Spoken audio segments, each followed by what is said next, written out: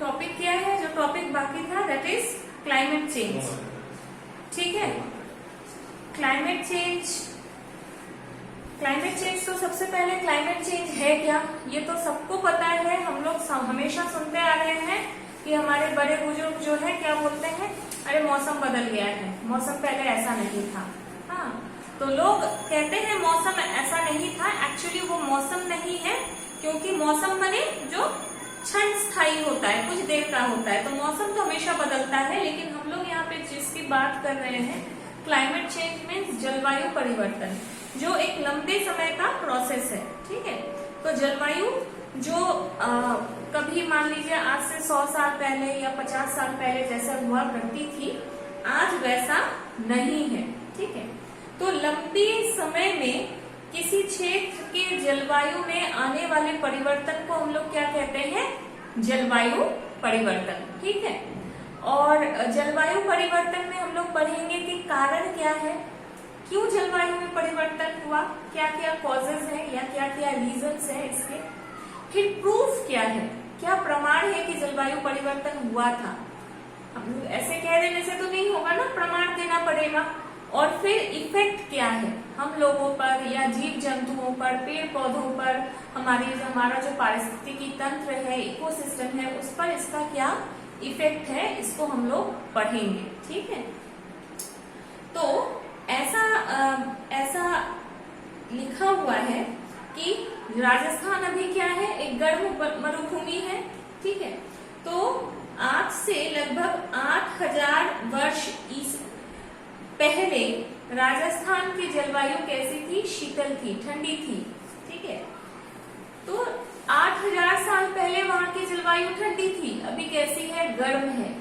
तो 8000 साल में जलवायु में इसका मतलब क्या, आमूलचूल परिवर्तन हुआ है।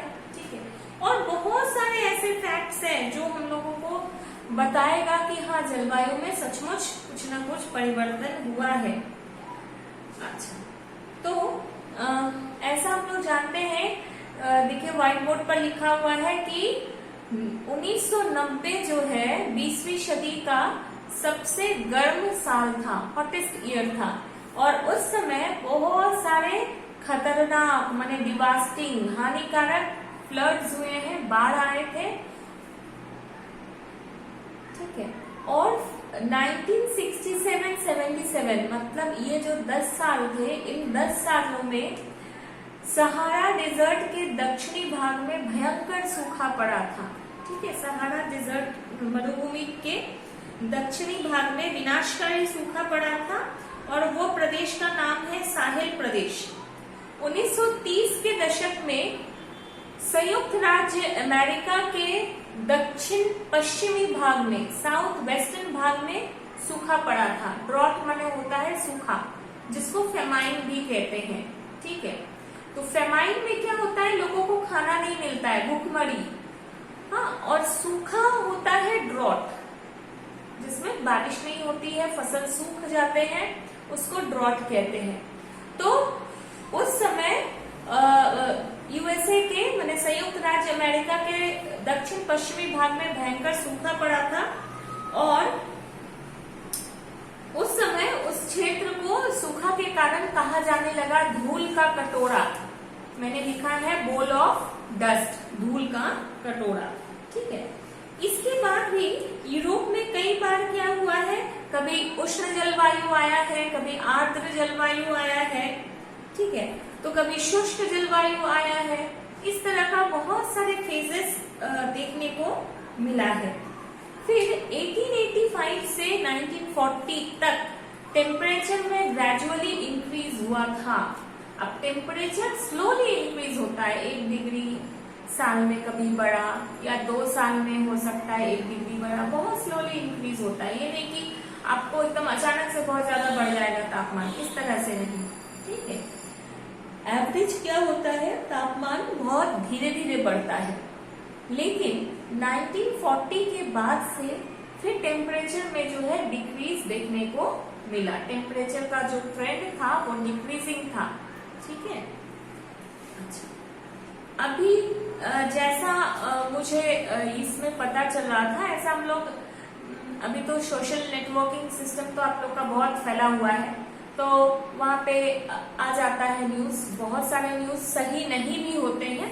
तो कहीं एक जगह मुझे मिला था कि अभी पृथ्वी जो है फिर एक कोल्ड वेव से गुजरने वाला है। ठीक है, अगले कुछ सालों में पृथ्वी का टेम्परेचर फिर कम होगा। हाँ, तो मैंने इस खबर की सत्यता की पुष्टि नहीं की थी, तो ये मुझे सुनने में आया है। इसके बारे में मैं डिटेल्स में देखूंगी कि कुछ डेटा वगैरह अवेलेबल है या नहीं।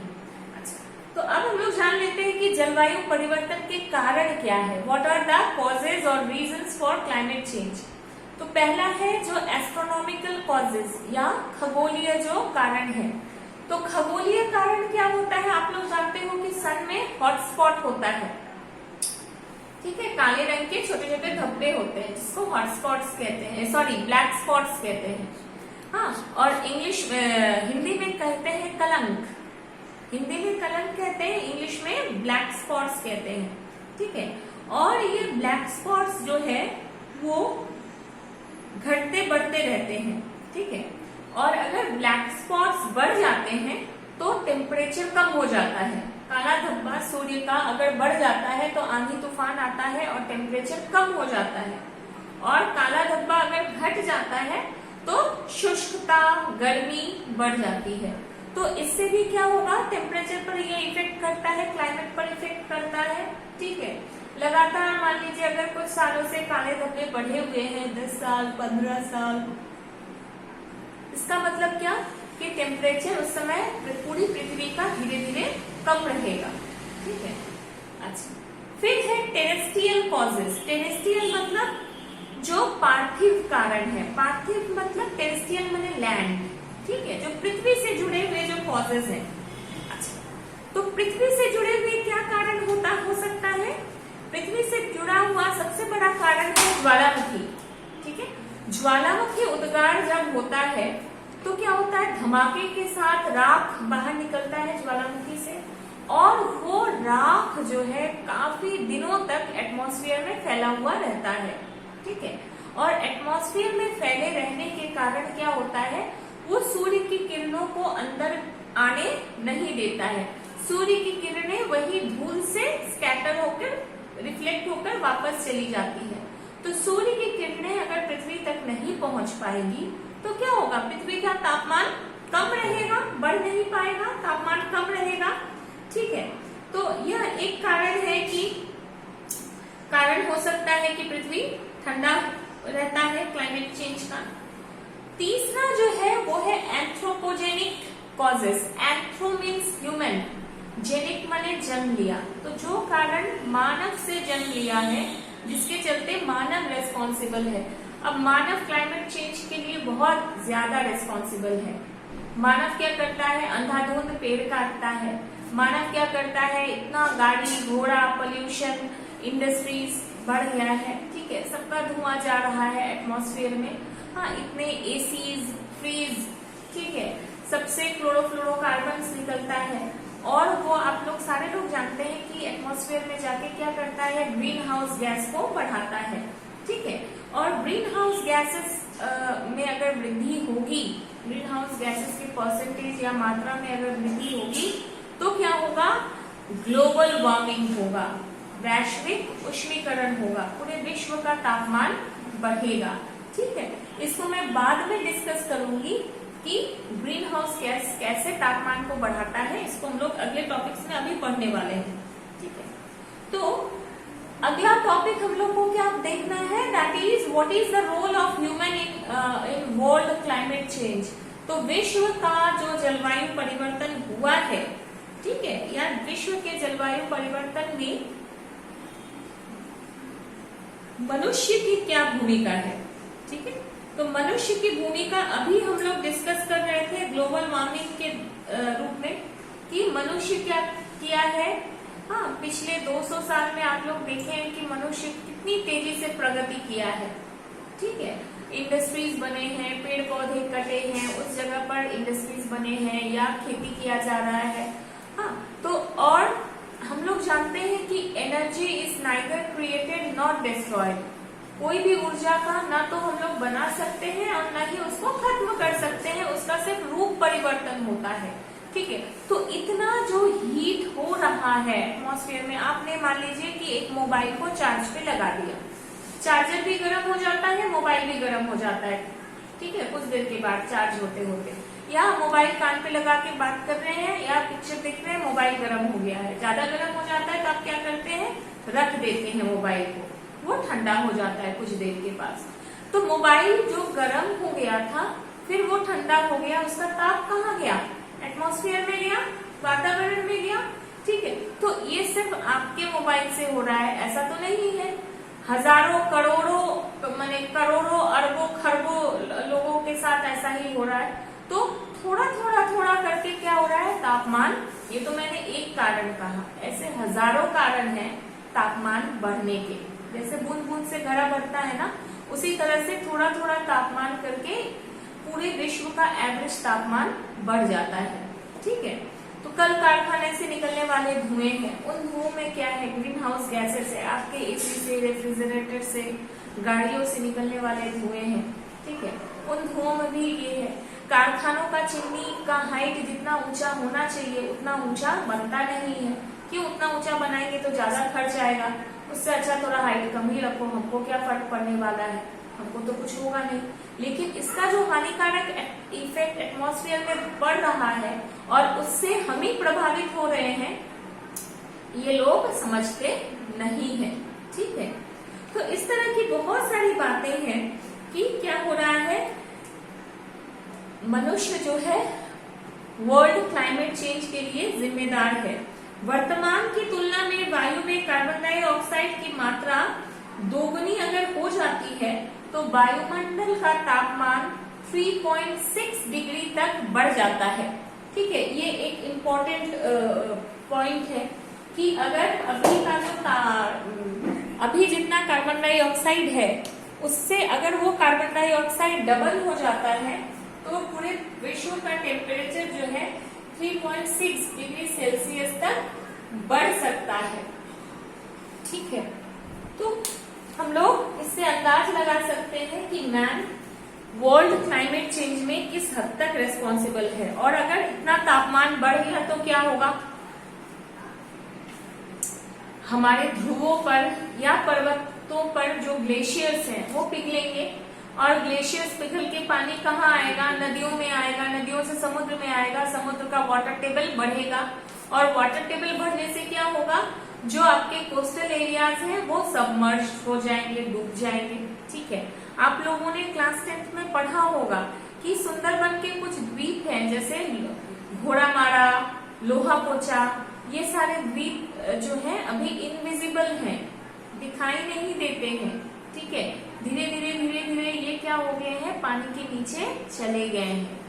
Because of global warming what has happened, water table increase हुआ है, पानी का लेवल बढ़ा है और धीरे धीरे बहुत सारे द्वीप जो है पानी के नीचे चले गए हैं। ठीक है, अच्छा, फिर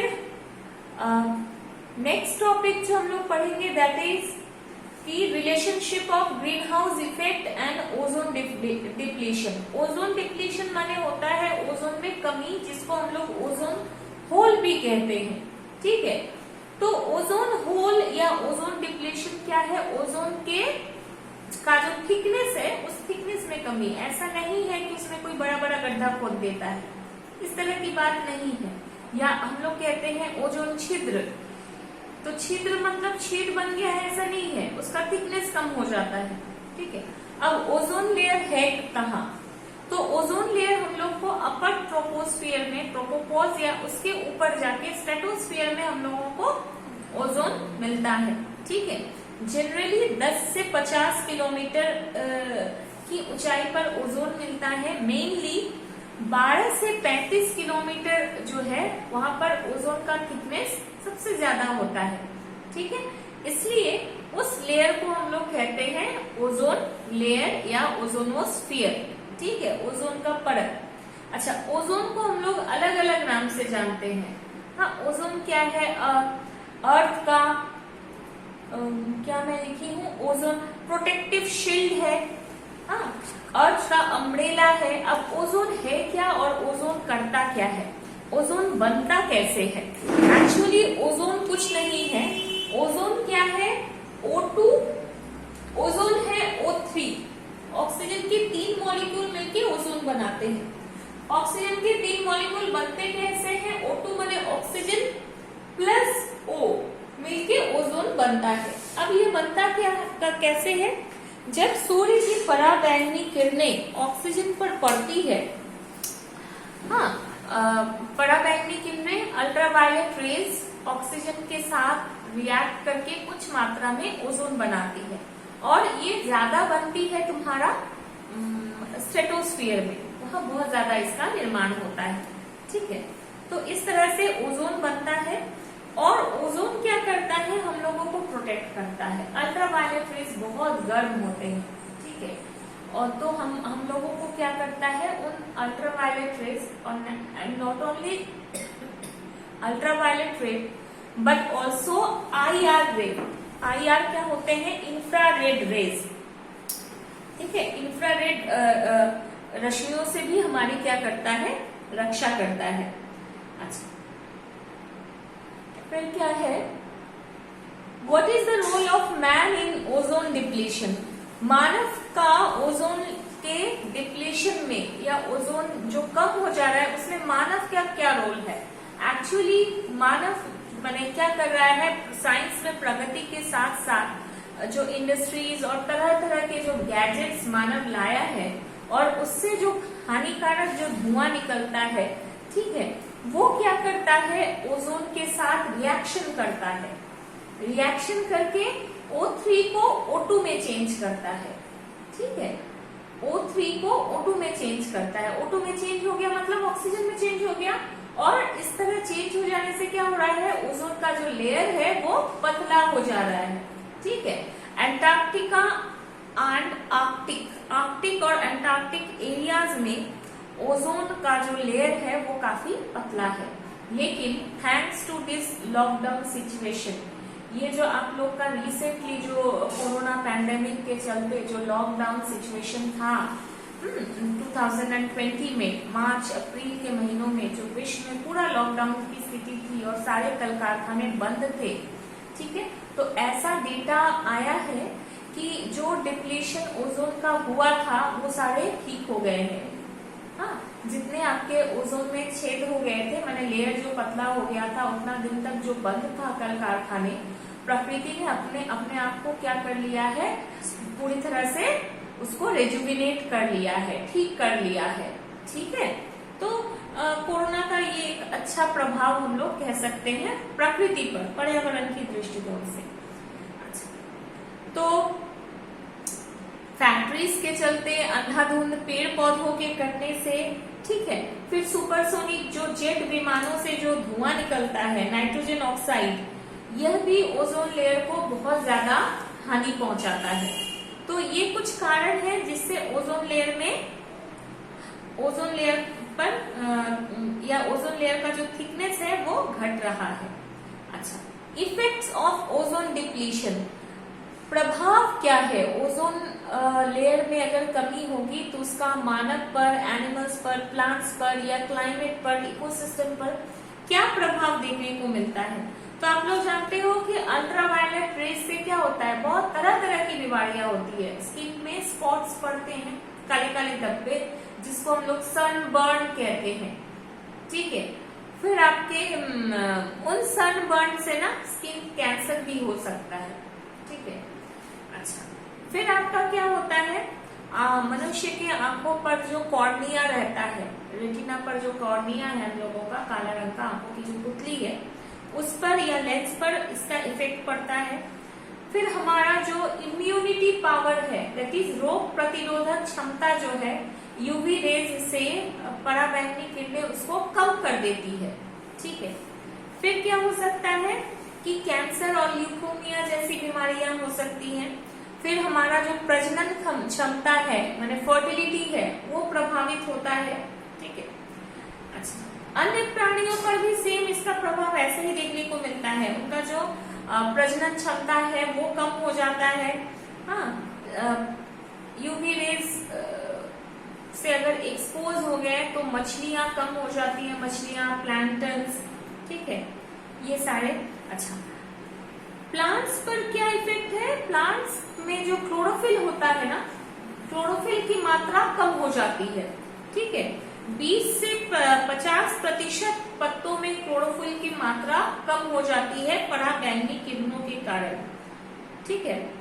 अच्छा, पराबैंगनी किरणों के कारण जो आप लोग अंडरग्राउंड वाटर पहले चैप्टर में पढ़ चुके हैं, तो मृत्तिका स्तर में जो जल होता है पराबैंगनी किरणों के प्रभाव से वो भी जल जल्दी खत्म हो जाता है, क्योंकि पराबैंगनी किरणें बहुत ज्यादा पावरफुल होती हैं, वो सबको सोख लेती हैं एकदम, ठीक है।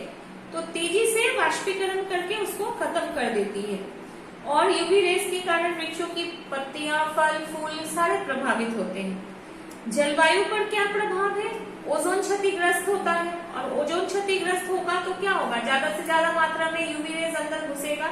यूवी रेज अगर अंदर घुसेगा तो यूवी रेज तो बहुत पावरफुल होता है, उनका टेम्परेचर भी बहुत ज्यादा होता है, तो ओवरऑल क्या होगा? टेम्परेचर बढ़ेगा। ओवरऑल अगर टेम्परेचर बढ़ेगा तो वाष्पीकरण ज्यादा होगा। वाष्पीकरण अगर ज्यादा हुआ तो ज्यादा बादल बनेंगे, ज्यादा बादल बनेंगे, ज्यादा बारिश होगी, और ज्यादा बारिश होगी तो क्या होगा? जलवायु परिवर्तन होगा ही होगा, ठीक है। तो ये एक चक्र तैयार करता है, और ओजोन के डिप्लीशन से क्या होता है? विश्व का तापमान बढ़ता है, ठीक है। हमारे वस्तुतंत्र या इकोसिस्टम पर भी प्रभाव पड़ेगा। हाँ, ज्यादा पानी हो जाएगा या ज्यादा कुछ हो जाएगा तो उसमें जो रहने वाले जीव जंतु हैं वो भी प्रभावित होंगे, ठीक है। नेक्स्ट है कि ओजोन जो डिप्लीशन हो रहा है इसको रोकने के उपाय होना चाहिए, ठीक है, क्योंकि ये बहुत हानिकारक है, और इसको रोकने के लिए विश्व स्तर पर जो है बहुत सारे मीटिंग किए गए, ठीक है।